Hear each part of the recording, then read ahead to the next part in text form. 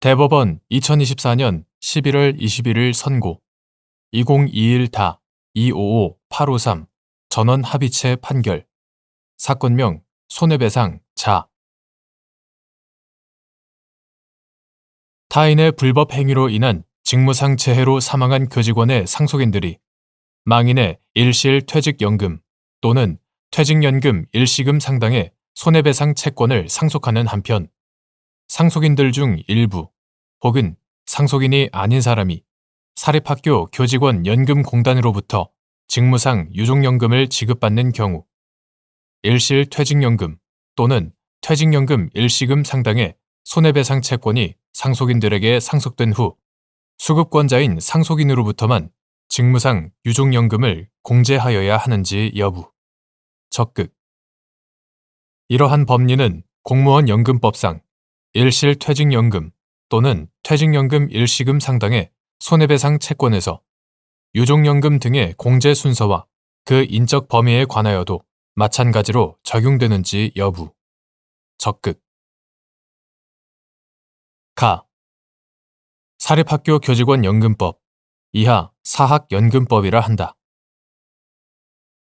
공무원 연금법 공무원 재보상법과 관련한 퇴직연금 또는 퇴직연금 일시금 이하 편의상 퇴직연금이라고만 한다. 퇴직연금 및 직무상 유족연금 등의 법적 성질과 형평의 이념 직무상 유족연금 수급권자의 법적 지위와 수급권의 법적 성질 사회보장법률의 목적과 취지 등을 종합하면 다음과 같이 결론 지을 수 있다. 즉, 퇴직연금을 받을 수 있었던 사람이 타인의 불법 행위로 인한 직무상 재해로 사망함에 따라 발생되는 망인의 일실 퇴직연금 상당의 손해배상 채권은 상속인들에게 각자의 상속분 비율에 따라 공동 상속된다. 그 후 수급권자가 지급받는 직무상 유족연금은 그 수급권자가 상속한 일실 퇴직연금 상당의 손해배상 채권을 한도로 하여 그 손해배상 채권에서만 공제된다. 이와 달리 망인의 일실 퇴직연금 상당의 손해배상 채권 전체에서 직무상 유족연금을 먼저 공제한 후 그 나머지 손해배상 채권이 상속인들에게 각자의 상속분 비율에 따라 공동 상속된다고 볼 것은 아니다. 상세한 이유는 다음과 같다. 첫째, 직무상 유족연금은 재해보상, 손실전부로서의 성격을 가지는 동시에 퇴직유족연금 및 퇴직연금과 동일하게 수급권자의 생활 안정과 복지 향상을 도모하기 위한 목적과 성격을 아울러 가지는 급부이다. 이러한 직무상 유족연금의 수급권자가 일실 퇴직연금 상당의 손해배상 채권까지 상속하게 된다면 같은 목적의 급부를 이중으로 지급받게 된다. 따라서 수급권자가 지급받는 직무상 유족연금은 수급권자가 상속한 일실 퇴직연금 상당의 손해배상 채권에서 공제하는 것이 형평의 이념에 부합한다. 직무상 유족연금은 사망 이후 비로소 지급되는 것이므로 망인의 사망과 동시에 발생하는 손해배상 채권의 상속 이후에 공제가 이루어진다고 보는 것이 시간적, 논리적으로도 타당하다. 그러나 수급권자가 아닌 상속인들은 직무상 유족연금을 지급받지 않으므로 상속받은 일실 퇴직연금 상당의 손해배상액을 지급받더라도 같은 목적의 급부를 이중으로 지급받는다고 볼 수 없다.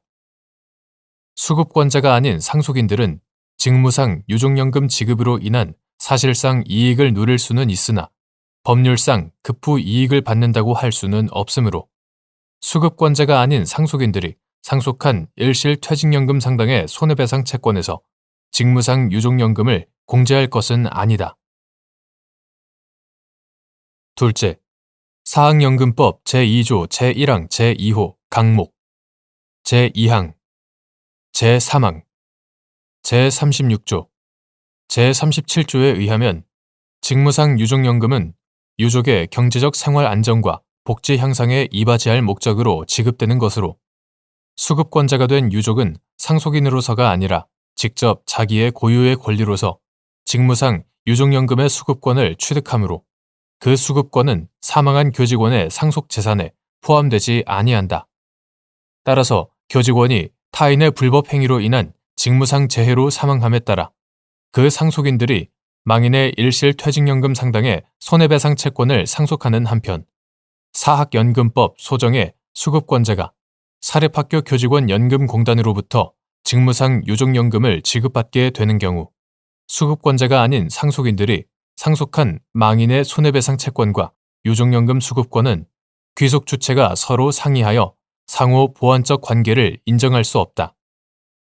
직무상 유족연금의 지급으로 당해 수급권자가 상속한 일실 퇴직연금 상당의 손해배상 채권에 대한 전부가 이루어진 것으로 볼 수 있다고 하더라도 이를 넘어서서 다른 상속인들이 상속한 손해배상 채권에 대해서까지 전부가 이루어졌다고 볼 수는 없다. 오히려 직무상 유족연금 수급권자가 아닌 상속인들이 상속한 일실 퇴직연금 상당의 손해배상 채권에서 해당 유족연금을 공제한다면 그 상속인들은 실제로 손해회복이 되지 않았음에도 손해배상 채권의 전부 또는 일부를 박탈당한다. 이는 수급권자가 아닌 상속인들의 상속받을 권리를 침해한다. 셋째, 직무상 유족연금이 수급권자가 상속하는 망인의 일실퇴직연금 상당의 손해배상 채권 상속분을 초과하여 실질적으로 손해배상과 아울러 해당 유족연금 일부를 중첩하여 받는 결과가 되더라도 그 중첩 부분은 유족에 대한 생활보장적 급부로 제공되는 것이므로 이를 망인의 일실퇴직연금 상당의 손해배상 채권 전체에서 모두 공제하지 않더라도 부당하다고 볼 수 없다. 직무상 유족연금은 재해보상, 손실전부로서의 성격과 함께 수급권자의 생활 안정과 복지 향상을 도모하기 위한 목적을 가지므로 직무상 유족연금의 지급을 곧바로 망인에 대한 위 손해배상 채권의 변제와 동일시할 수는 없다. 나아가 사회보장 법률이 수급권자의 생활보장 기능을 더욱 확대하는 방향으로 변천되어 온 점을 고려할 필요가 있다. 공제 후 상속 방식과 같이 손실 전부의 중복성을 강조하여 일실 퇴직연금 상당의 손해배상 채권에서 유족연금의 공제 범위를 넓게 인정한다면 사회보장 제도를 유지하는 재원으로 가해자의 책임을 면제시키는 결과에 이를 수 있고 수급권자의 생활 안정과 복지 향상을 위한 사회보장 법률의 목적과 취지가 몰각될 수 있다. 사학연금법은 급여의 종류, 급여의 사유, 급여액 및 급여의 제한 등에 관한 사항에 대하여 공무원 연금법과 공무원 재해보상법의 해당 규정을 그대로 준용하는 체계를 갖고 있으므로 그에 대하여 공무원 연금법 등과 해석을 달리하기 어렵다. 대법원으로서는 근본적, 최종적으로 적용되는 준용 대상 규정의 해석, 적용에 대한 견해를 밝히는 것이 법질서의 정합성에도 부합한다. 따라서 사학연금법이 준용하는 공무원 연금법상 일실 퇴직연금 상당의 손해배상 채권 전체에서 유족연금 등을 공제한 나머지가 민법이 규정한 바에 따라 공동 상속된다는 취지로 판단한 종래의 대법원 판결들은 이 판결의 견해와 배치되는 범위에서 변경하기로 한다.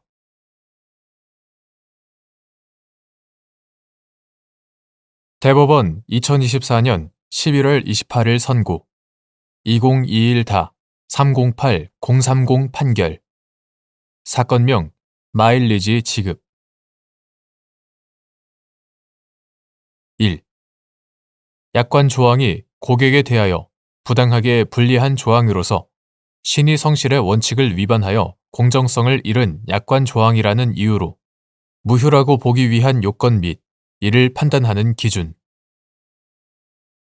약관의 규제에 관한 법률 제6조 제1항, 제2항 제1호에 따라 고객에 대하여 부당하게 불리한 조항으로서 신의 성실의 원칙을 위반하여 공정성을 잃은 약관 조항이라는 이유로 무효라고 보기 위해서는 그 약관 조항이 고객에게 다소 불이익하다는 점만으로는 부족하고 약관 작성자가 거래상의 지위를 남용하여 계약 상대방의 정당한 이익과 합리적인 기대에 반하여 형평에 어긋나는 약관 조항을 작성, 사용함으로써 건전한 거래 질서를 훼손하는 등 고객에게 부당하게 불이익을 주었다는 점이 인정되어야 한다.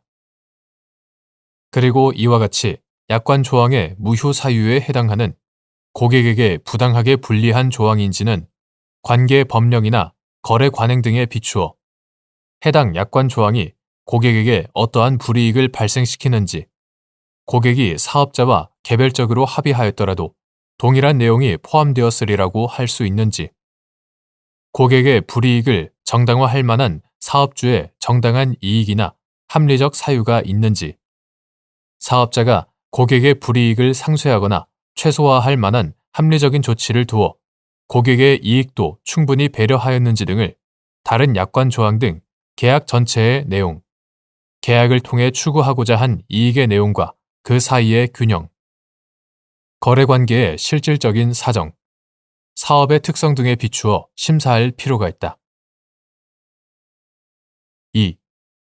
갑 항공사 등이 마일리지에 약 10년의 유효 기간을 도입하는 내용으로 약관을 개정하자 마일리지 보유자인 을 등이 갑 항공사 등을 상대로 위 약관이 고객에게 부당하게 불리한 조항으로서 공정성을 잃어 무효라고 주장하면서 소멸된 마일리지의 지급을 구한 사안에서 위 약관이 약관의 규제에 관한 법률 제6조 제2항 제1호에 고객에게 부당하게 불리한 조항이라거나 위 법 제6조 제1항의 신의 성실의 원칙을 위반하여 공정성을 잃은 조항이라고 보기는 어렵다고 한 원심 판단이 정당하다고 한 사례.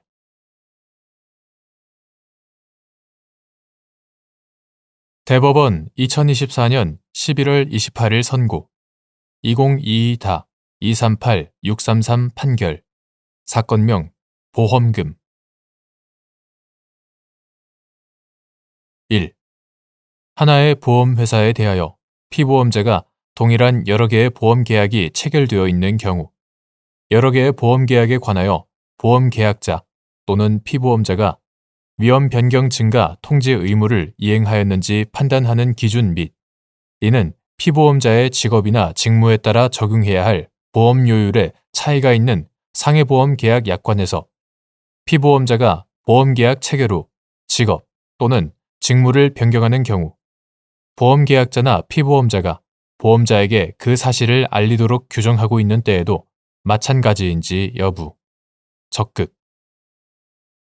보험기간 중에 보험계약자 또는 피보험자가 사고 발생의 위험이 현저하게 변경 또는 증가된 사실을 안 때에는 지체 없이 보험자에게 통지하여야 하고 보험자가 위험 변경 증가의 통지를 받은 때에는 1월 내에 보험료의 증액을 청구하거나 계약을 해지할 수 있다. 상법 제652조. 이때 하나의 보험회사에 대하여 피보험자가 동일한 여러 개의 보험계약이 체결되어 있는 경우 여러 개의 보험계약에 관하여 보험계약자 또는 피보험자가 위험 변경 증가 통지 의무를 이행하였는지 여부는 보험회사와 사이에 체결된 보험계약의 내역, 보험계약자 또는 피보험자가 보험회사에 알린 내용과 알리게 된 경위, 이후 보험회사의 처리 경과 등 여러 사정을 종합하여 판단하여야 한다. 이러한 법리는 피보험자의 직업이나 직무에 따라 적용해야 할 보험료율에 차이가 있는 상해보험계약 약관에서 피보험자가 보험계약 체결 후 직업 또는 직무를 변경하는 경우 보험계약자나 피보험자가 보험자에게 그 사실을 알리도록 규정하고 있는 때에도 마찬가지이다. 2. 갑이 을 보험회사와 피보험자를 피보험자의 직업을 일반 경찰관으로 하는 상해보험 계약을 체결한 상태에서 병이 보험료율에 차이가 있는 화물차 운전기사로 직업을 변경하였고 이후 갑이 을 회사와 피보험자를 병으로 하는 운전자 보험 계약을 체결하면서 신규 발급된 운전자 보험 증권에 병의 직업이 일반 경찰관으로 기재되어 있음을 확인하자 운전자 보험 계약 체결 관련 업무를 담당하는 보험 설계사에게 병의 직업 변경 사실을 통지하였는데 그 후 병이 교통사고로 상해를 입게 되어 갑이 을 회사를 상대로 상해보험 계약에 따른 보험금을 청구하자 을 회사가 보험약관에서 정한 계약 후 알릴 의무 위반을 이유로 보험금을 감액하여 지급한다고 통지한 사안에서 갑이 보험 설계사에게 병의 직업 변경을 통지할 무렵 상해보험 계약에 관하여도 을 회사의 상법 제652조 또는 상해보험 약관에서 정한 위험의 변경 또는 증가와 관련한 통지 의무를 이행하였다고 봄이 타당한데도 이와 달리 본 원심 판단에 법리 오해 등의 잘못이 있다고 한 사례.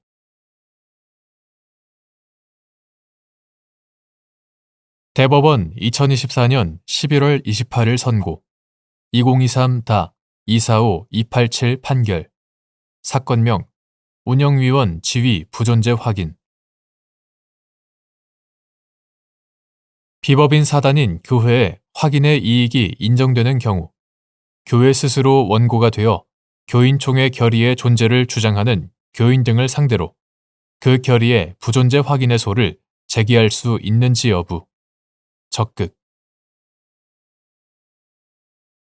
비법인 사단인 교회의 교인총회 결의에 대하여 부존재 확인의 소를 제기할 수 있는 사람이 누구인지에 관하여 민법 등의 특별한 규정이 없으므로 일반적인 확인의 소의 경우처럼 확인의 이익이나 법률상 이해관계를 가지는 사람은 누구든지 원고 적격을 가진다. 교회의 확인의 이익이 인정되는 경우에는 교회 스스로 원고가 되어 교인총회 결의의 존재를 주장하는 교인 등을 상대로 그 결의의 부존재 확인의 소를 제기할 수도 있다.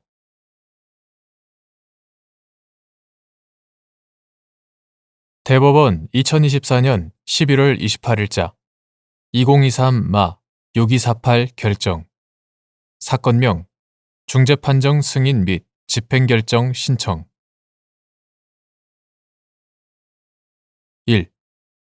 중재판정의 주문 자체에는 불명료하거나 불완전한 부분이 있으나 이유의 기재 내용을 통해 이를 명확히 할 수 있는 경우 주문과 이유의 해석을 통해 주문 내용을 명확하게 확정하는 방법으로 집행을 허가할 수 있는지 여부.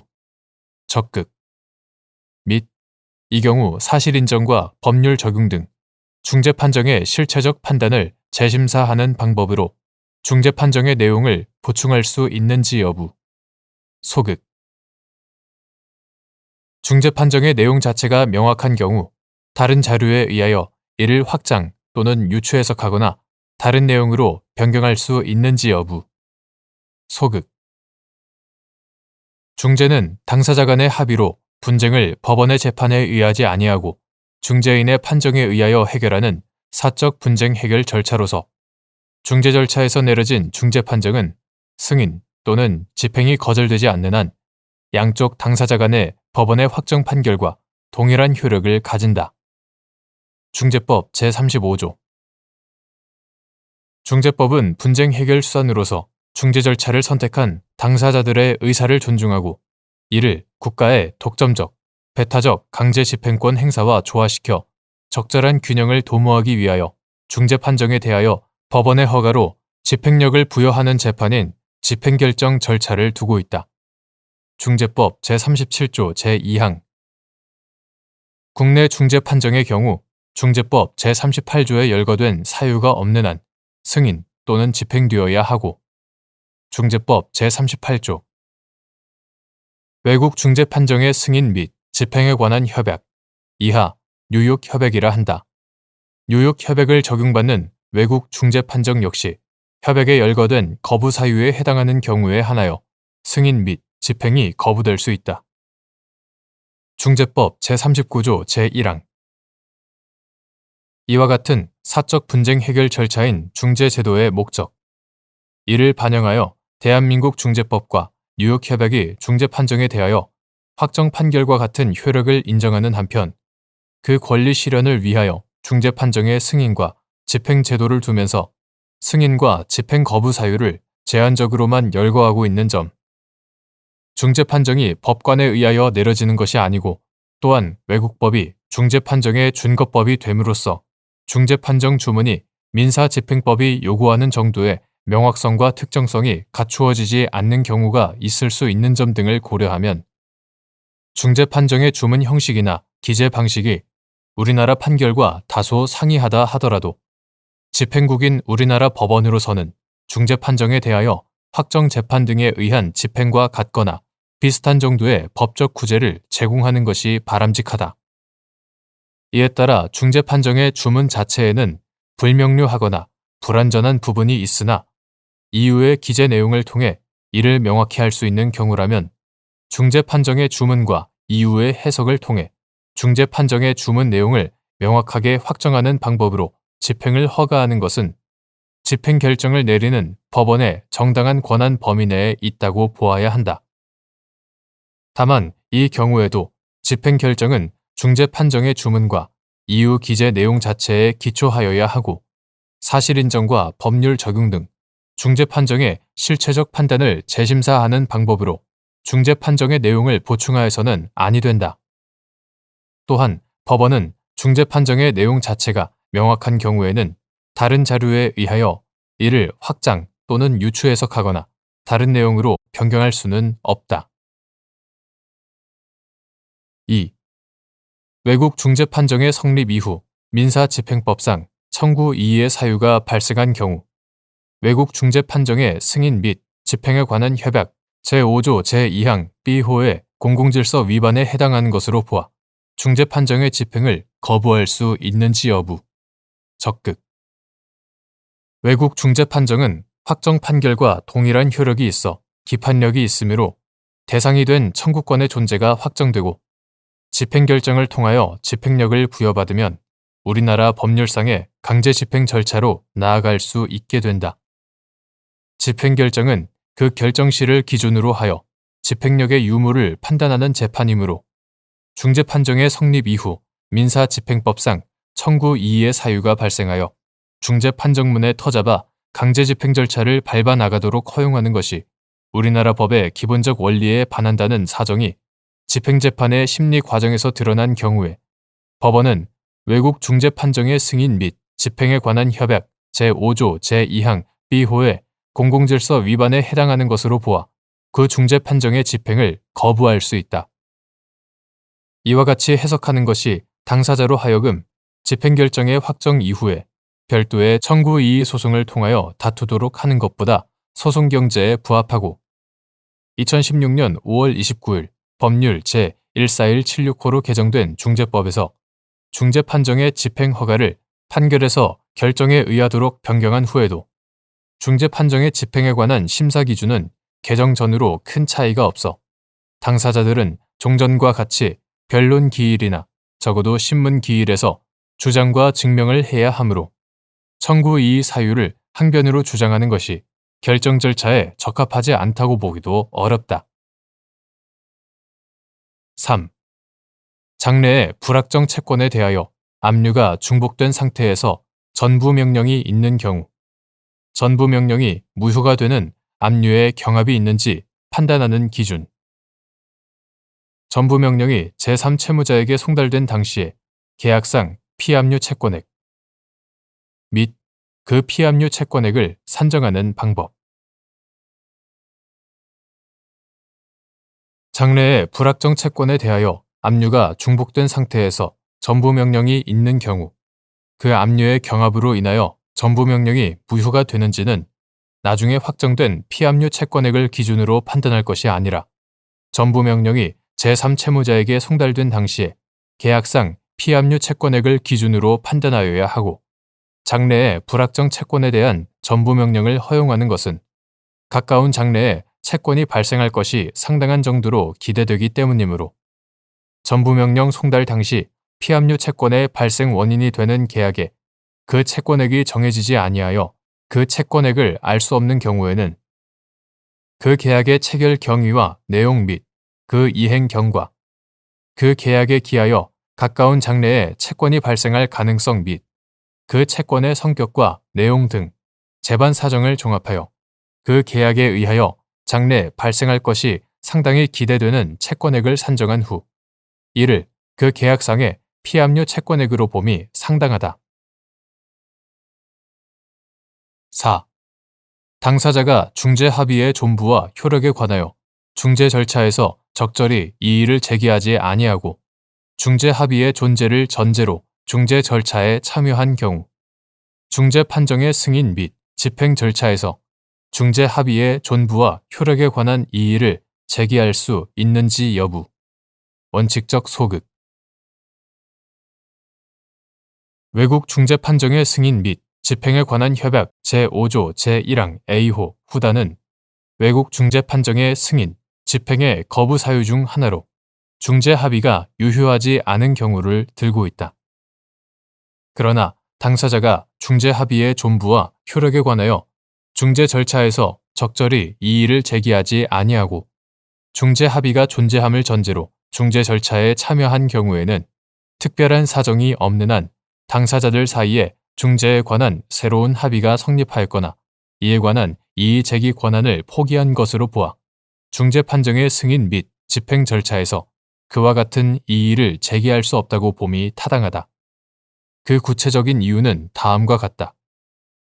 첫째, 당사자가 중재 절차에서 중재 합의의 유효성에 관하여 별다른 이의를 제기함이 없이 중재 절차에 참여하였다면 특별한 사정이 없는 한 그 중재 절차에 따라 분쟁을 해결하고자 하는 의사를 가졌던 것으로 추인할 수 있다. 둘째, 또한 당사자가 중재 합의의 존재 및 중재 판정부의 권한을 인정하는 것을 전제로 중재 절차에 참여하여 상대방으로 하여금 이에 대한 신뢰를 가지게 한 후 불이익한 판정을 받으면 그 판정에 불복하면서 중재 합의의 부존재 또는 무효를 주장하는 것은 신의성실의 원칙 및 금반원의 원칙에 반하여 허용되지 아니한다고 볼 여지가 크다. 셋째, 중재 판정부나 중재 절차의 위반 여부를 판단할 때 승인국 또는 집행국 법원은 중재 절차에서 적시에 이의를 제기하였는지를 중요하게 고려하여 중재 절차 진행 과정에서 절차 위반이 있더라도 이에 대하여 당사자가 적절히 이의를 제기하지 아니하였고 그 위반 사항이 공공의 이익을 보장하기 위한 것이라기보다 당사자의 절차적 권리와 이익을 보장하기 위한 것일 경우에는 이에 관한 이의 제기 권한을 포기한 것으로 볼 수 있다. 유효한 중재 합의가 있었을 것을 중재의 승인 및 집행의 요건으로 삼는 것 역시 공공의 이익을 보장하기 위한 것이라기보다는 당사자의 권리와 이익을 보장하기 위한 것이므로 이에 대하여 적시에 이의를 제기하지 않았다면 이의 제기 권한을 포기한 것을 볼 수 있다. 넷째, 우리 중재법 제17조 제2항 역시 중재판정부의 권한에 관한 이의는 본안에 관한 답변서를 제출할 때까지 제기되어야 한다라고 규정하여 중재판정부의 판정 권한의 부존재에 관한 이의 제기 시기를 정하고 있는데 위 규정에서 말하는 중재판정부의 권한에 관한 이의에는 중재 합의의 존부 또는 유효성에 관한 이의도 포함한다. 5. 외국 중재 판정의 승인 및 집행에 관한 협약 제5조 제1항 B호에 따라 중재 판정의 승인 및 집행을 거부할 수 있는 경우의 범위 및 이에 대한 판단 기준. 집행국 법령. 외국 중재 판정의 승인 및 집행에 관한 협약 제5조 제1항 B호에 의하면 중재 판정이 불리하게 원형되는 당사자가 중재인의 선정이나 중재 절차에 관하여 적절한 통고를 받지 아니하였거나 또는 기타 이유에 의하여 방어할 수 없었던 경우에는 집행국 법원이 중재 판정의 승인 및 집행을 거부할 수 있게 되어 있다. 위 규정의 취지상 승인 및 집행을 거부할 수 있는 경우는 당사자의 방어권이 침해된 모든 경우를 말하는 것이 아니라 그 방어권 침해의 정도가 현저하게 용인할 수 없는 경우만으로 한정되는 것이라고 해석되고 중재 당사자의 방어권 보장은 절차적 정의 실현과 직결되어 공공의 질서의 일부를 이루는 것이므로 이는 집행국 법령의 기준에 의하여 판단하여야 한다. 6. 외국 중재 판정의 승인 및 집행에 관한 협약 제5조 제2항 B호의 규정 취지 및 위 조항에 따라 중재 판정의 승인 및 집행을 거부할 수 있는 경우 중재 판정의 사기적 편취를 이유로 외국 중재 판정의 승인 및 집행에 관한 협약 제5조 제2항 B호에 따라 외국 중재 판정의 집행을 거부하기 위한 요건. 외국 중재 판정의 승인 및 집행에 관한 협약 제5조 제2항 B호에 따르면 중재 판정의 승인이나 집행이 그 국가의 공공의 질서에 반하는 경우 집행국 법원은 중재 판정의 승인이나 집행을 거부할 수 있다. 이는 중재 판정의 승인이나 집행이 집행국의 기본적인 도덕적 신념과 사회 질서를 해치는 것을 방지하여 이를 보호하려는 데 그 취지가 있다. 따라서 위 조항에 관해서는 국내적인 사정뿐만 아니라 국제적 거래 질서의 안정이라는 측면도 함께 고려하여 해석하여야 할 것이고, 해당 중재 판정을 인정할 경우 그 구체적 결과가 집행국의 선량한 풍속, 기타 사회 질서에 반할 때에 승인이나 집행을 거부할 수 있다.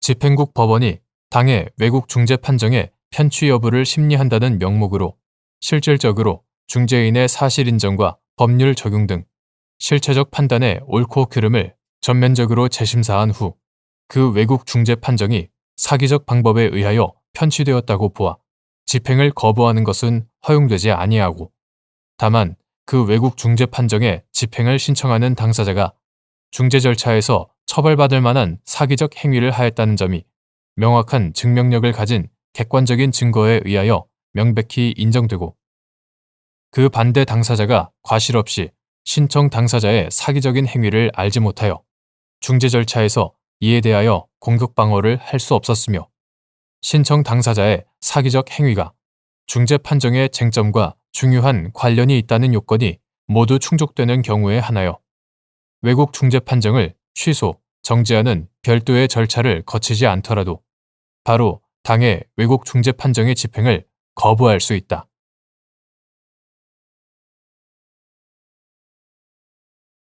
대법원 2024년 11월 28일 선고 2024-271825 판결 사건명 근저당권 말소. 원고가 피담보 채무 전액을 변제하였다고 주장하면서 근저당권 설정 등기의 말소 등기 절차 이행을 청구하였으나 원리금의 계산에 관한 다툼 등으로 인하여 변제액이 채무 전액을 소멸시키는 데에 미치지 못하고 잔존 채무가 있는 것으로 밝혀진 경우 원고의 청구에 확정된 잔존 채무를 변제하고 그 다음에 위 등기의 말소를 구한다는 취지도 포함되어 있다고 해석하여야 하는지 여부, 원칙적 적극 및 이때 근저당권 설정 등기의 피담보 채무 중 잔존 원금 및 지연 손해금의 액수를 심리, 확정한 후 그 변제를 조건으로 근저당권 설정 등기의 말소를 명하여야 하는지 여부, 적극. 이는 채무의 담보를 위하여 설정된 지상권 설정 등기 말소 청구의 경우에도 마찬가지인지 여부, 적극.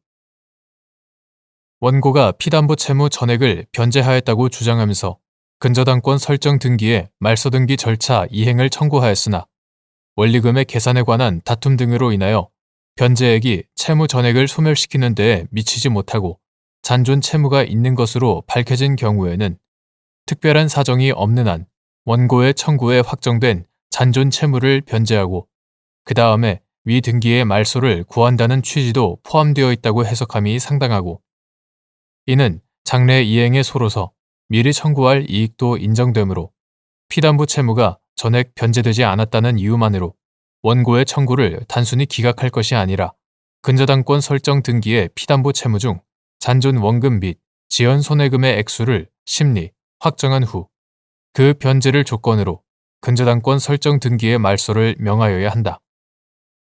이는 채무의 담보를 위하여 설정된 지상권 설정 등기 말소 청구의 경우에도 마찬가지이다.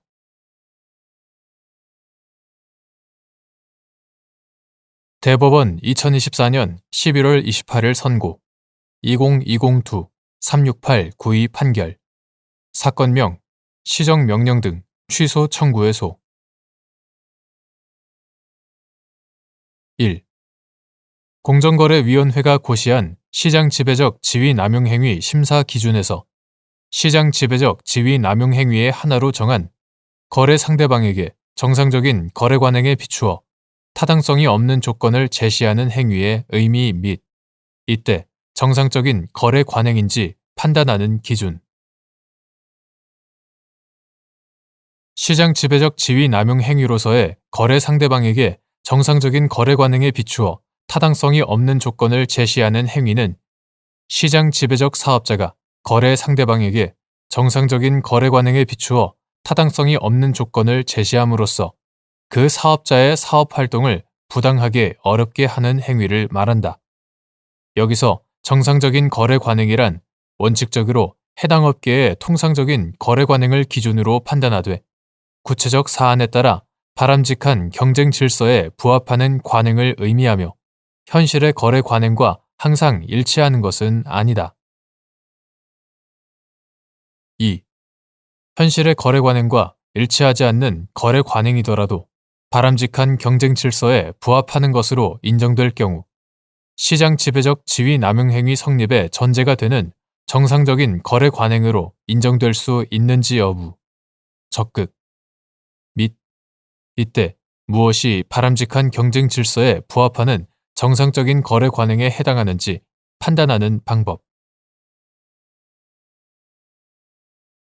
시장 지배적 지위 남용 행위로서의 타당성 없는 조건 제시 행위는 정상적인 거래 관행에 비추어 타당성이 없는 조건을 제시한 행위를 의미하고 현실의 거래 관행과 일치하지 않는 거래 관행이라 하더라도 바람직한 경쟁 질서에 부합하는 것으로 인정될 경우 이는 시장 지배적 지위 남용 행위 성립의 전제가 되는 정상적인 거래 관행으로 인정될 수 있다.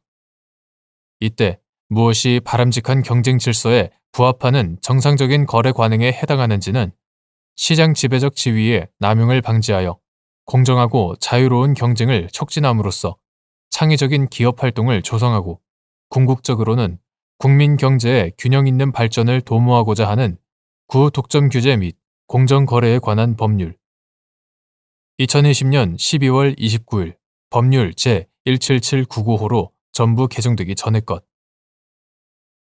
구독점 규제 및 공정거래에 관한 법률의 입법 취지를 고려하여 규범적으로 판단되어야 한다. 3.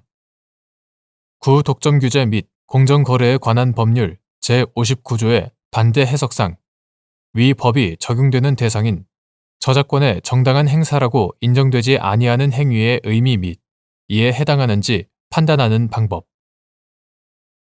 저작권자가 저작물에 대한 접근 및 사용에 대하여 대가를 받는 것이 정상적인 거래 관행에 비추어 타당성이 없는 조건 제시에 해당하는지 판단할 때 고려할 사항.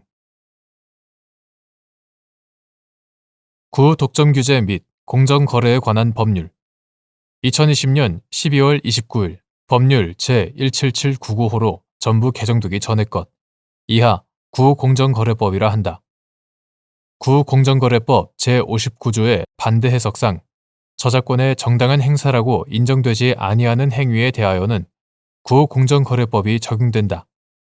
이때 저작권의 정당한 행사라고 인정되지 아니하는 행위란 행위의 외형상 저작권의 행사로 보이더라도 그 실질이 저작권 제도의 취지를 벗어나 제도의 본질적 목적에 반하는 경우를 의미하고 여기에 해당하는지는 저작권법의 목적과 취지, 해당 저작권의 내용과 아울러 그 행위가 공정하고 자유로운 경쟁에 미치는 영향 등 재반 사정을 함께 고려하여 판단해야 한다. 따라서 저작권자가 저작물에 대한 접근 및 사용에 대하여 대가를 받는 것이 정상적인 거래 관행에 비추어 타당성이 없는 조건 제시에 해당하는지를 판단할 때에는 저작권자로서 갖는 정당한 권리의 내용과 그 한계를 충분히 고려해야 한다. 4. 상류시장에서 하류시장 사업자의 생산활동에 필수적인 원재료 등을 공급함과 동시에 하류시장에서 원재료 등을 기초로 상품 또는 용역을 생산, 판매하는 수직 통합된 시장 지배적 사업자가 상류시장에서 책정한 원재료 등의 가격이 하류시장에서 경쟁 사업자를 경쟁에서 배제할 정도로 높게 책정되었거나 그 가격으로 인해 신규 사업자의 진입 가능성이 실질적으로 차단되는 경우 위 원재료 등의 가격을 바람직한 경쟁 질서에 부합하는 정상적인 거래 관행에 비추어 타당성이 없는 부당한 조건으로 볼 수 있는지 여부. 적극. 시장 지배적 사업자가 공급망의 연쇄를 따라 두 개의 서로 다른 생산 단계에서 모두 사업을 영위하는 수직 통합된 사업자로서 상류시장에서 하류시장 사업자의 생산 활동에 필수적인 원재료나 투입 요소 등 이하 원재료 등이라 한다. 원재료 등을 공급함과 동시에 하류시장에서 원재료 등을 기초로 상품 또는 용역을 생산, 판매하는 경우 시장 지배적 지위 남용 행위의 한 유형으로서 이윤 압착이 문제될 수 있다. 따라서 수직 통합된 상류시장의 시장 지배적 사업자가 책정한 원재료 등의 가격이 하류시장에서 그 시장 지배적 사업자와 동등하게 효율적으로 사업을 하는 경쟁 사업자를 경쟁에서 배제할 정도로 높게 책정되었다거나 수직 통합을 이룬 시장 지배적 사업자의 상류시장과 하류시장에서의 시장 점유율이 압도적인 상황 등에서 그가 정한 원재료 등의 가격으로 인해 하류시장에서 신규 사업자의 진입 가능성이 실질적으로 차단된 것으로 평가할 수 있다면 수직 통합된 시장 지배적 사업자가 상류시장에서 책정한 원재료 등의 가격은 그 한도 내에서 바람직한 경쟁 질서에 부합하는 정상적인 거래 관행에 비추어 타당성이 없는 부당한 조건으로 볼 수 있다.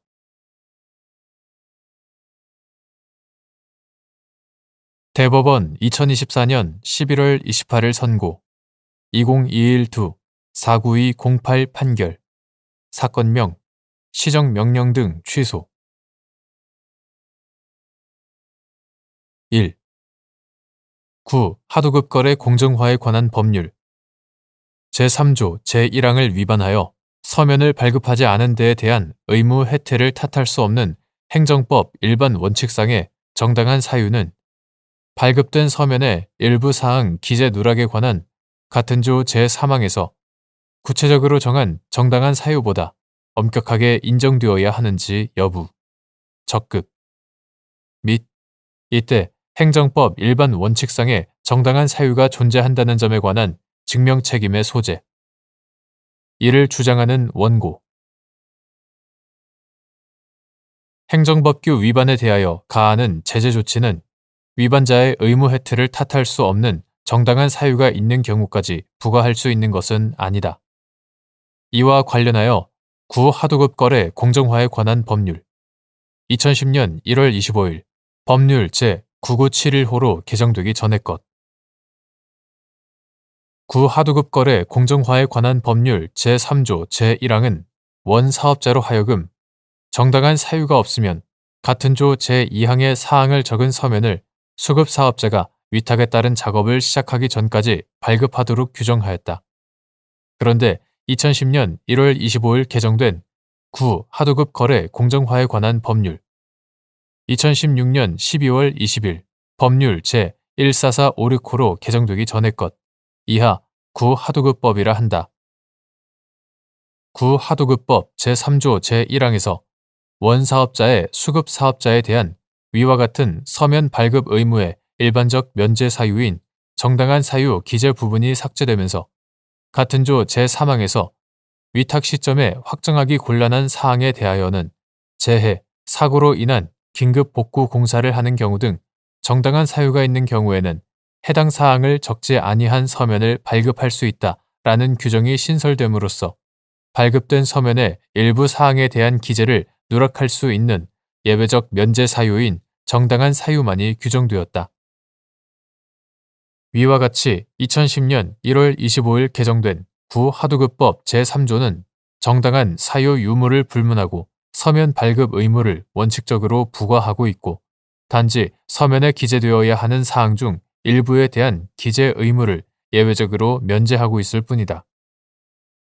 이와 같은 구하도급법 제3조의 개정 경위와 수급사업자를 보호하고 공정한 하도급 거래 질서를 확립하기 위한 구하도급법의 입법 취지를 고려하면 구하도급법 제3조 제1항을 위반하여 서면을 발급하지 않은 데에 대한 의무 혜택을 탓할 수 없는 행정법 일반 원칙상의 정당한 사유는 발급된 서면의 일부 사항 기재 누락에 관한 구하도급법 제3조 제3항에서 구체적으로 정한 정당한 사유보다 엄격하게 인정되어야 한다.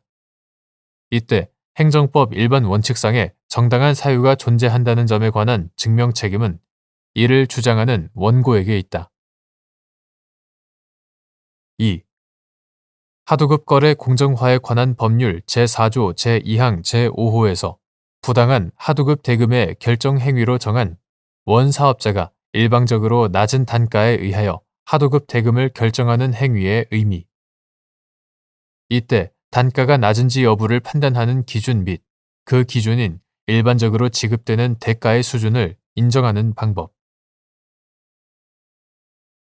하도급 거래 공정화에 관한 법률 제4조 제2항 제5호는 부당한 하도급 대금의 결정으로 보는 원사업자의 행위로 원사업자가 일방적으로 낮은 단가에 의하여 하도급 대금을 결정하는 행위를 들고 있다.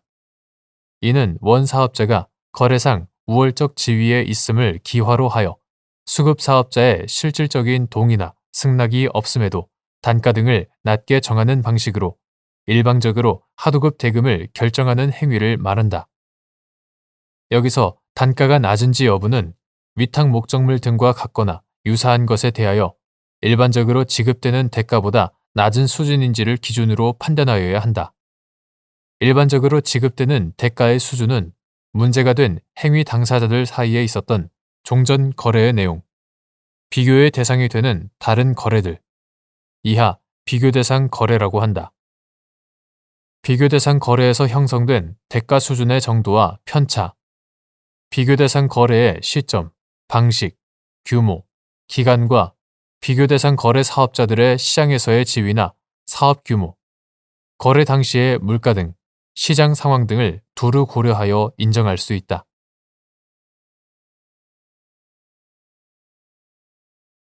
대법원 2024년 11월 28일 선고 2023-2 613-49 판결 사건명 건축허가 신청 반려처분 취소 1.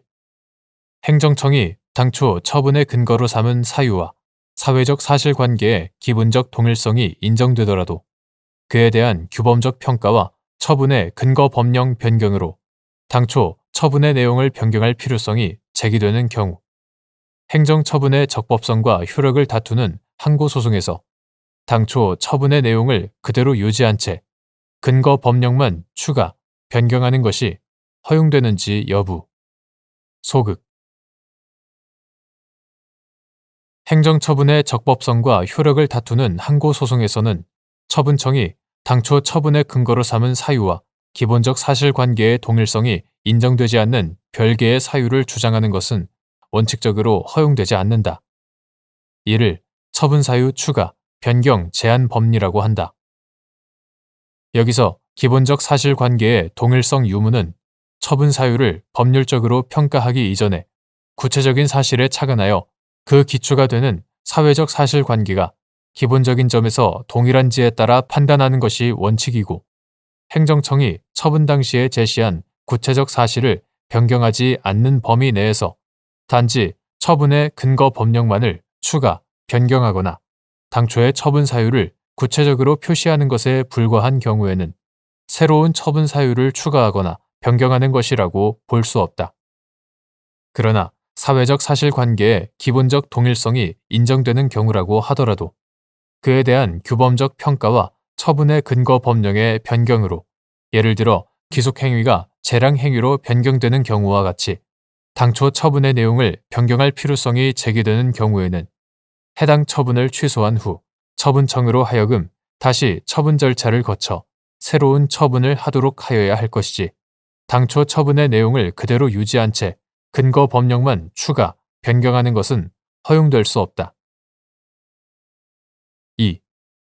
처분청이 거부 처분에 대한 항고소송에서 기존의 처분 사유와 기본적 사실관계가 동일하지 않은 사유를 처분 사유로 추가, 변경한 것에 대하여 처분 상대방이 추가, 변경된 처분 사유의 실체적 당부에 관하여 해당 소송 과정에서 심리, 판단한 것에 명시적으로 동의하는 경우 법원은 이를 예외적으로 허용할 수 있는지 여부.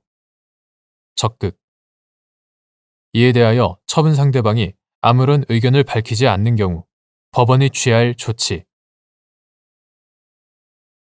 법원이 기본적 사실관계가 동일하지 않은 사유의 실체적 당부에 관한 처분 상대방의 명시적인 동의 없이 추가, 변경된 거부 처분 사유를 심리, 판단하여 이를 근거로 거부 처분이 적법하다고 판단할 수 있는지 여부. 소극.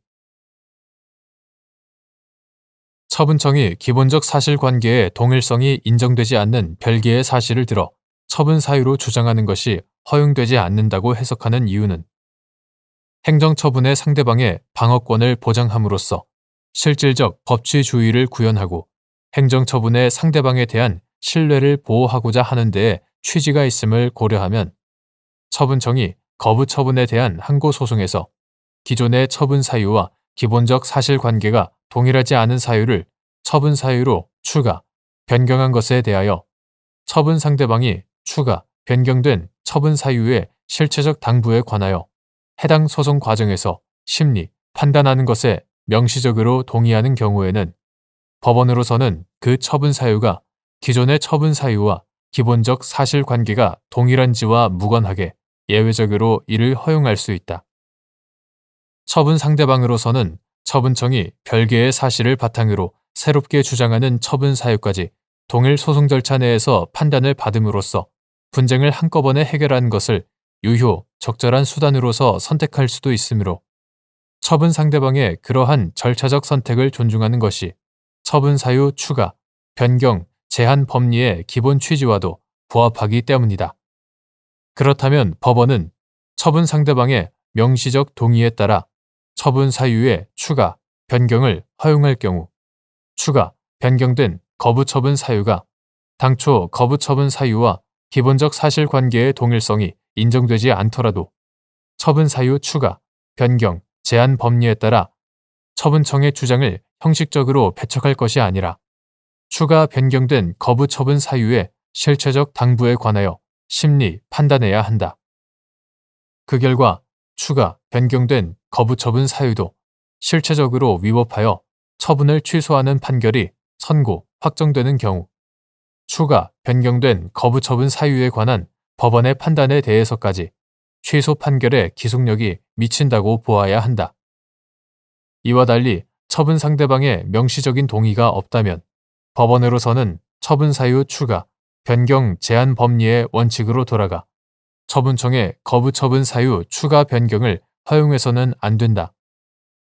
따라서 처분청이 거부처분에 대한 항고소송에서 당초 거부처분 사유와 기본적 사실관계의 동일성이 인정되지 않는 다른 거부처분 사유를 주장한 것에 대하여 처분 상대방이 아무런 의견을 밝히지 않고 있다면 법원은 적절하게 성명권을 행사하여 처분 상대방에게 처분 사유 추가, 변경, 제한 법리의 원칙이 그대로 적용될 것을 주장하는지 아니면 추가 변경된 거부처분 사유의 실체적 당부에 관한 법원의 판단을 구하는지에 관하여 의견을 진술할 수 있도록 기회를 주어야 한다.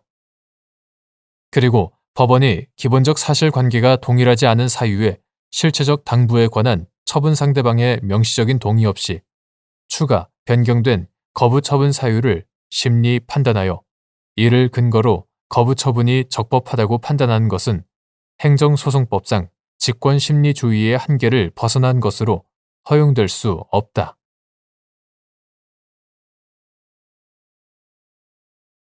대법원 2024년 11월 28일 선고 2024-2 351-25 판결 사건명 시정명령 등 취소 청구의 소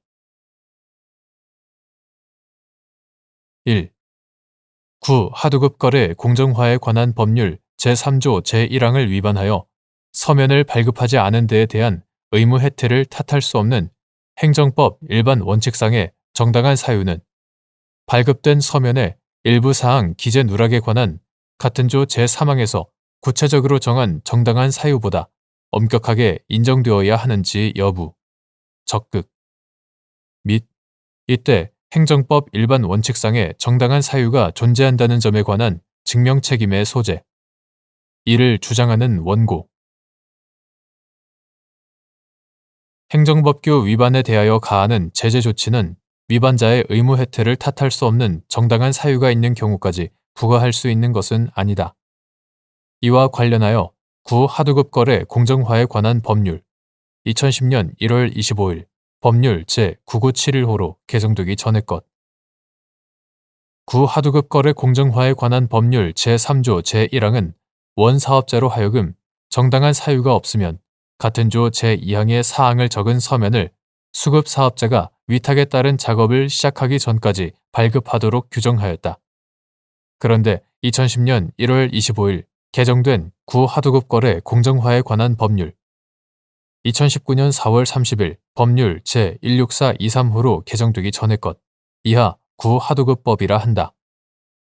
구하도급법 제3조 제1항에서 원사업자의 수급사업자에 대한 위와 같은 서면 발급 의무의 일반적 면제 사유인 정당한 사유 기재 부분이 삭제되면서 같은 조 제3항에서 위탁 시점에 확정하기 곤란한 사항에 대하여는 재해, 사고로 인한 긴급 복구 공사를 하는 경우 등 정당한 사유가 있는 경우에는 해당 사항을 적지 아니한 서면을 발급할 수 있다라는 규정이 신설됨으로써 서면 중 일부 사항에 대한 기재 의무가 면제되는 예외적 사유로서의 정당한 사유만이 규정되었다. 위와 같이 2010년 1월 25일 개정된 구하도급법 제3조는 정당한 사유 유무를 불문하고 서면 발급 의무를 원칙적으로 부과하고 있고, 단지 서면에 기재되어야 하는 사항 중 일부에 대한 기재 의무를 예외적으로 면제하고 있을 뿐이다. 이와 같은 구하도급법 제3조의 개정 경위와 수급사업자를 보호하고 공정한 하도급 거래 질서를 확립하기 위한 구하도급법의 입법 취지를 고려하면 구하도급법 제3조 제1항을 위반한 데에 대한 의무 혜택을 탓할 수 없는 행정법 일반 원칙상의 정당한 사유는 발급된 서면의 일부 사항 기재 누락에 관하여 구하도급법 제3조 제3항에서 구체적으로 정한 정당한 사유보다 엄격하게 판단되어야 하고, 그 정당한 사유가 존재한다는 점에 대한 증명 책임은 이를 주장하는 원고에게 있다. 2.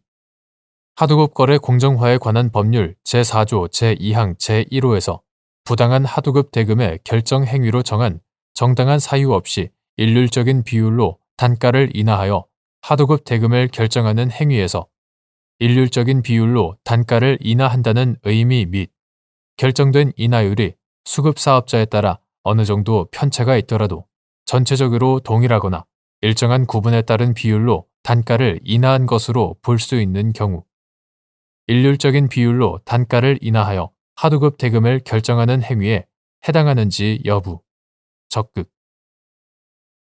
위 조항의 정당한 사유의 의미 및 그에 관한 증명 책임의 소재, 이를 주장하는 원고. 하도급 거래 공정화에 관한 법률, 이하 하도급법이라 한다. 하도급법 제4조 제2항은 다음 각 호의 어느 하나에 해당하는 원사업자의 행위는 부당한 하도급 대금의 결정으로 본다라고 규정하면서 제1호에서 정당한 사유 없이 일률적인 비율로 단가를 인하하여 하도급 대금을 결정하는 행위를 들고 있다.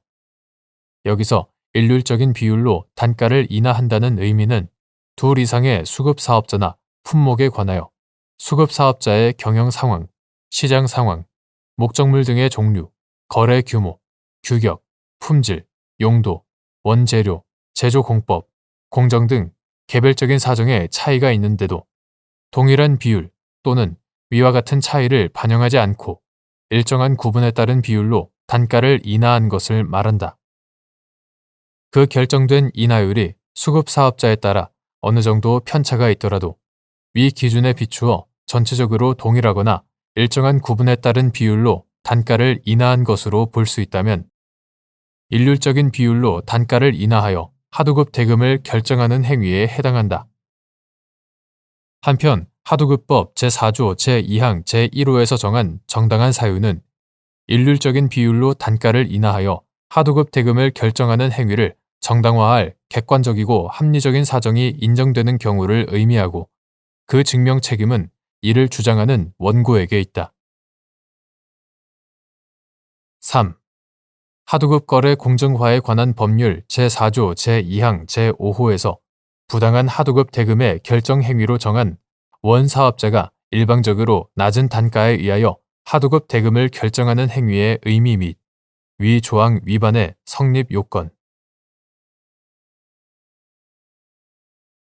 하도급 거래 공정화에 관한 법률, 이하 하도급법이라 한다. 하도급법 제4조 제2항 제5호는 부당한 하도급 대금의 결정으로 보는 원사업자의 행위로 원사업자가 일방적으로 낮은 단가에 의하여 하도급 대금을 결정하는 행위를 들고 있다. 이는 원사업자가 거래상 우월적 지위에 있음을 기화로 수급사업자의 실질적인 동의나 승낙이 없음에도 단가 등을 낮게 정하는 방식으로 일방적으로 하도급 대금을 결정하는 행위를 말한다. 하도급법 제4조 제2항 제5호 위반이 인정되기 위해서는 우선 합의 없이 일방적으로 하도급 대금이 정해져야 하고 다음으로 그 하도급 대금이 낮은 단가에 의해 결정되어야 한다. 4. 하도급 거래 공정화에 관한 법률 제4조 제2항 제5호 위반의 성립 요건 중 원사업자가 합의 없이 일방적으로 하도급 대금을 결정했는지 판단하는 방법. 하도급 거래 공정화에 관한 법률 제4조 제2항 제5호 위반의 성립 요건인 합의 없이 일방적으로 대금을 결정했는지는 원사업자의 수급사업자에 대한 거래상 우월적 지위의 정도, 수급사업자의 원사업자에 대한 거래 의존도, 계속적 거래 관계의 유무와 정도, 거래 관계를 지속한 기간, 문제된 행위를 전후로 한 시장 상황 등과 함께 하도급 대금이 결정되는 과정에서 수급사업자가 의사표시의 자율성을 제약받지 않고 협의할 수 있었는지와 제약의 정도, 결정된 하도급 대금으로 인해 수급사업자가 입은 불이익의 내용과 정도 등을 종합적으로 고려하여 판단해야 한다. 5. 하도급 거래 공정화에 관한 법률 제4조 제2항 제5호 위반의 성립 요건 중 원사업자가 합의 없이 일방적으로 결정한 하도급 대금이 낮은 단가로 결정되었는지 여부의 인정 기준. 낮은 단가를 인정할 기준이 되는 종전 거래의 내용이나 비교 대상 거래에 관한 증명이 어렵다는 사정만으로 수급 사업자의 제조 원가를 기준으로 낮은 단가를 인정할 수 있는지 여부, 소급 및 예외적으로 수급 사업자의 제조 원가를 기준으로 낮은 단가를 인정할 여지가 있는 경우 원 사업자가 합의 없이 일방적으로 결정한 대금이 하도급 거래 공정화에 관한 법률 이하 하도급법이라 한다. 하도급법 제4조 제2항 제5호에서 정한 낮은 단가로 결정되었는지는 문제가 된 행위 당사자들 사이에 있었던 종전 거래의 내용이나 비교의 대상이 되는 다른 거래에서 형성된 대가 수준을 고려하여 인정하는 것이 일반적이다. 그런데 낮은 단가를 인정할 기준이 되는 종전 거래의 내용이나 비교 대상 거래에 관한 증명이 이루어지지 않으면 원 사업자가 결정한 대금이 낮은 단가로 결정되었다는 점에 관한 증명이 이루어졌다고 보기 어려운 경우가 많을 것이고 단순히 종전 거래의 내용이나 비교 대상 거래에 관한 증명이 어렵다는 사정만으로 수급 사업자의 제조 원가를 기준으로 하도급법 제4조 제2항 제5호의 낮은 단가를 인정할 수는 없다. 그러나 종전 거래의 내용이나 비교 대상 거래를 찾는 것이 사실상 불가능한 것으로 보이는 상황에서 원 사업자가 위탁한 목적물 등을 수급 사업자로부터 납품 등 받은 후에 비로소 하도급 대금을 결정하면서 수급 사업자의 가격 협상력이 낮아진 상태를 이용하여 실질적인 협의 없이 일방적으로 단가를 결정한 것이 인정되는 경우라면 예외적으로 수급 사업자의 제조 원가를 기준으로 하도급법 제4조 제2항 제5호의 낮은 단가를 인정할 여지가 있다.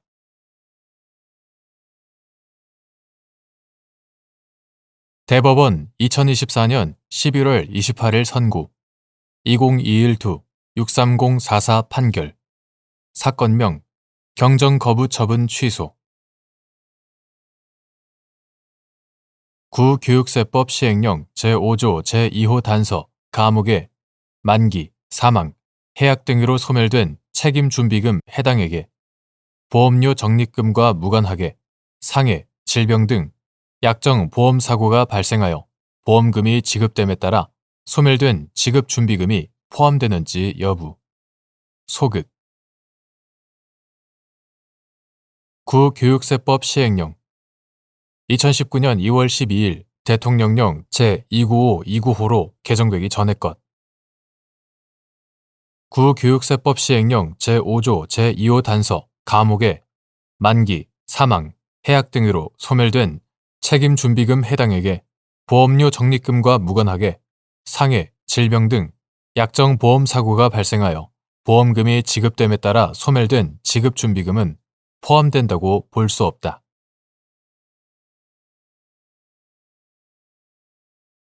대법원 2024년 11월 28일 선고 2022도 1027위 판결 사건명 폭력행위 등 처벌에 관한 법률 위반 단체 등의 구성, 활동 등 1. 범인 도피죄의 친족 간 특례를 규정한 형법 제151조 제2항에서 친족의 의미 민법이 정한 법률상의 친족 혼인외 출생자가 벌금 이상의 형에 해당하는 죄를 범한 자신의 생부를 도피하게 하였으나 생부가 혼인외 출생자를 인지하지 않은 경우 혼인외 출생자의 행위에 대하여 형법 제151조 제2항을 적용할 수 있는지 여부 소극 형법 제151조 제2항은 친족, 동거의 가족이 본인을 위하여 범인 도피죄를 범한 때에는 처벌하지 아니한다고 규정하고 있는데 여기서의 친족은 민법이 정한 법률상의 친족을 말한다. 혼인 외 출생자의 경우 모자관계는 인지를 요하지 아니하고 법률상의 친자관계가 인정될 수 있지만 부자관계는 부의 인지에 의하여만 법률상 친자관계가 발생한다. 따라서 혼인 외 출생자가 벌금 이상의 형에 해당하는 죄를 범한 자신의 생부를 도피하게 하더라도 생부가 혼인 외 출생자를 인지하지 않은 경우에는 생부와 혼인 외 출생자 사이에 법률상 친자 관계가 발생하지 않으므로 혼인 외 출생자의 행위에 대하여 형법 제151조 제2항을 적용할 수 없다. 2. 생부가 혼인 외 출생자를 인지하지 않아 법률상 친자 관계가 발생하지 않았으나 생부와 혼인 외 출생자 사이에 자연적 혈연 관계로 말미암아 도피시키지 않을 것을 기대하기 어려운 경우 형법 제151조 제2항을 유추 적용할 수 있는지 여부 소극 형법 제151조 제2항은 벌금 이상의 형에 해당하는 죄를 범한 자, 본인, 죄를 범한 자와 범인 도피 행위를 한 자, 행위자, 범인 도피 행위를 한 자 사이에 구체적, 개별적 관계나 상황을 가리지 않고 친족 또는 동거 가족에 해당하기만 하면 일률적으로 처벌하지 아니한다고 정함으로써 그 적용 범위를 명확히 한정하였다. 입법자는 형법 제151조 제2항을 통해 친족 또는 동거 가족의 하나여만 처벌하지 아니하겠다는 의사를 분명히 한 것으로 볼 수 있다. 한편 법률의 유추 적용은 법률의 흠결을 보충하는 것으로서 법적 규율이 없는 사안에 대하여 그와 유사한 사안에 관한 법규범을 적용하는 것인데 형법 제151조 제2항의 적용 범위에 관하여 어떤 법률에 흠결이 있다고 볼 수도 없다. 따라서 형법 제151조 제2항의 적용에 따른 처벌, 불처벌의 결과는 오롯이 친족 또는 동거 가족 여부에 따라 결정되어야 하고 본인과 행위자 사이에 구체적, 개별적 관계나 상황을 따져 적법 행위에 대한 기대 불가능성 유무에 따라 형법 제151조 제2항을 유추 적용하는 것은 허용될 수 없다고 보아야 한다. 유추 적용을 허용할 경우 입법자가 명확하게 설정한 형법 제151조 제2항의 적용 범위가 확장되어 입법자의 의도에 반하게 되고 유추 적용의 기준이 불분명하여 법적 안정성이나 예측 가능성이 저해되며 이로 인하여 형사처벌의 불균형이라는 부당한 결과가 발생할 수도 있다. 그러므로 생부가 인지하지 않아 법률상 친자 관계가 발생하지 않은 경우에는 비록 생부와 혼인 외 출생자 사이에 자연적 혈연 관계로 말미암아 도피시키지 않을 것을 기대하기 어려운 경우가 있다고 하더라도 형법 제151조 제2항을 유추 적용할 수는 없다.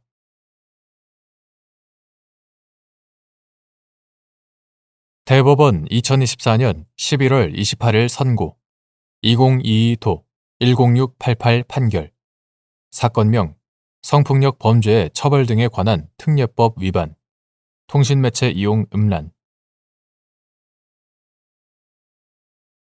1. 성폭력 범죄의 처벌 등에 관한 특례법 제13조에서 정한 통신매체 이용 음란죄의 보호법익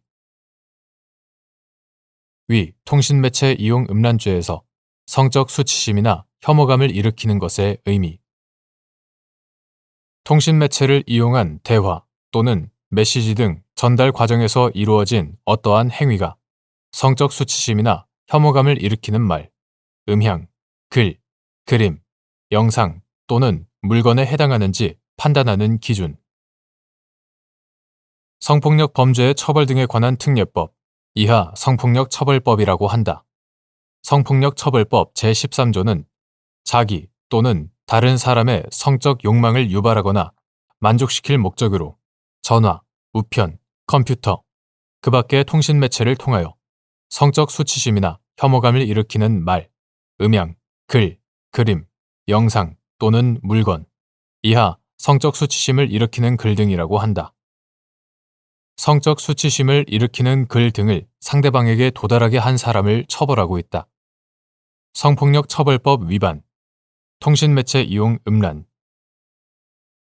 성폭력 처벌법 위반죄는 성적 자기 결정권에 반하여 성적 수치심을 일으키는 글 등을 개인의 의사에 반하여 접하지 않을 권리를 보장하기 위한 것으로 성적 자기 결정권과 일반적 인격권의 보호, 사회의 건전한 성풍속 확립을 보호법익으로 한다. 성적 수치심이나 혐오감을 일으키는 것은 피해자에게 단순한 부끄러움이나 불쾌감을 넘어 인격적 존재로서의 수치심이나 모욕감을 느끼게 하거나 싫어하고 미워하는 감정을 느끼게 하는 것으로서 사회 평균인의 성적 도의관념에 반하는 것을 의미한다. 통신매체를 이용한 대화 또는 메시지 등 전달 과정에서 이루어진 어떠한 행위가 성적 수치심을 일으키는 글 등에 해당하는지는 행위자의 주관적 동기나 의도가 아니라 피해자와 같은 성별과 연령대의 일반적이고 평균적인 사람들을 기준으로 그 행위 자체의 전체적인 내용을 관찰하여 그 시대의 건전한 사회 통념에 따라 객관적이고 규범적으로 판단하여야 한다. 2. 성폭력 범죄의 처벌 등에 관한 특례법 제13조에서 정한 통신매체 이용 음란죄에서 자기 또는 다른 사람의 성적 욕망을 유발하거나 만족시킬 목적의 법적 성격, 이른바 초과 주관적 위법 요소 및 이때 성적 욕망의 내용, 위와 같은 목적에 대한 인식 정도 및 목적 유무를 판단하는 기준. 성폭력 범죄의 처벌 등에 관한 특례법 위반, 통신매체 이용 음란. 성폭력 범죄의 처벌 등에 관한 특례법 위반죄에 자기 또는 다른 사람의 성적 욕망을 유발하거나 만족시킬 목적은 이른바 초과 주관적 위법 요소로서 성적 욕망에는 성행위나 성관계를 직접적인 목적이나 전제로 하는 욕망뿐만 아니라 상대방을 성적으로 비하하거나 조롱하는 등 상대방에게 성적 수치심을 줌으로써 자신의 심리적 만족을 얻고자 하는 욕망도 포함되고 이러한 성적 욕망이 상대방에 대한 분노감과 결합되어 있더라도 달리 볼 것은 아니다. 또한 그 목적에 대하여는 미필적 인식이 있으면 충분하고 그 결과의 발생을 의욕하거나 희망할 필요는 없다.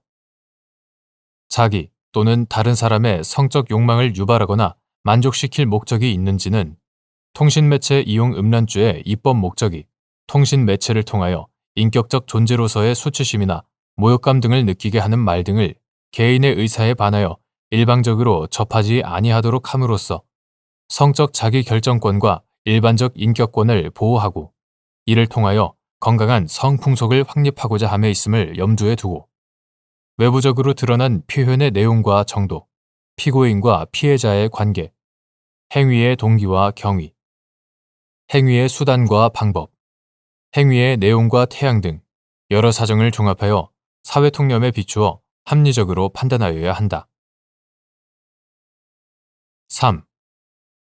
피고인이 온라인 게임상에서 피해자 갑, 남, 26세, 피해자 갑과 같은 팀을 이루어 게임을 하던 중 시비를 걸다가 갑과 팀원들에 의해 강제 퇴장을 당하게 되자 갑에게 채팅창에 귓속말 기능으로 니엠이 너무 쪼여, 너무 잘 빠렁, 니엠이 토막내서 개먹이로 던져줬썽 라는 메시지를 전송하고 메일로 니엠이 강간하고 토막냄, 개먹이로 던져주니 우걱우걱 라는 메시지를 전송하여 성폭력 범죄의 처벌 등에 관한 특례법 위반, 통신매체 이용 음란, 성폭력 범죄의 처벌 등에 관한 특례법 위반으로 기소된 사안에서 공소 사실을 무죄로 판단한 원심 판결에 같은 법 위반, 통신매체 이용 음란, 같은 법 위반죄의 성립에 관한 법리 오해에 잘못이 있다고 한 사례.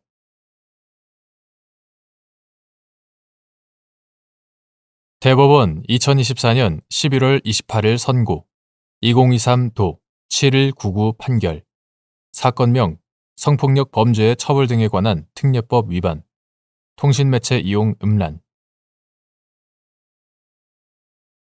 1.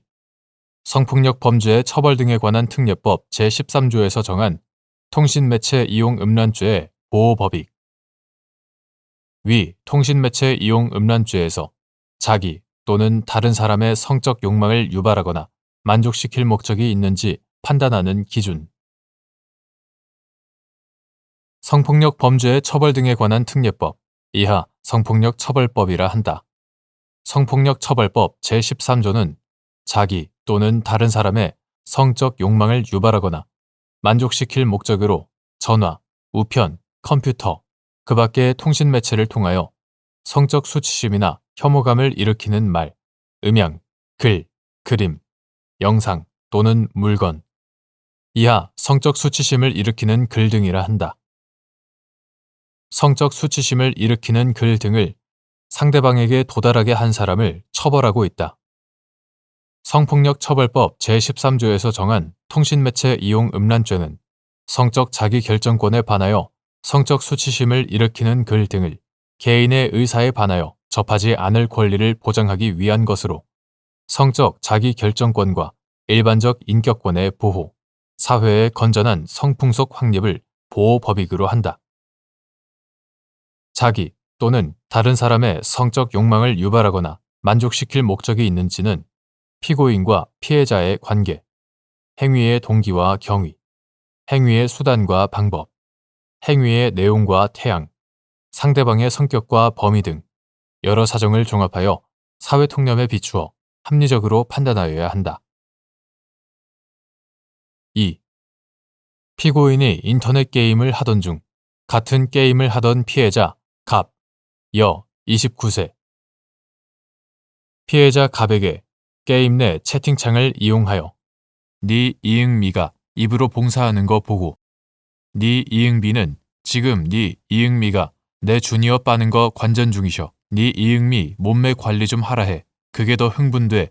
등의 메시지를 전송하여 성폭력 범죄의 처벌 등에 관한 특례법 위반, 통신매체 이용 음란, 성폭력 범죄의 처벌 등에 관한 특례법 위반으로 기소된 사안에서 공소 사실을 유죄로 인정한 원심 판결에 같은 법 위반, 통신매체 이용 음란, 같은 법 위반죄에 자기 또는 다른 사람의 성적 욕망을 유발하거나 만족시킬 목적에 관한 법리 오해에 위법이 있다고 한 사례.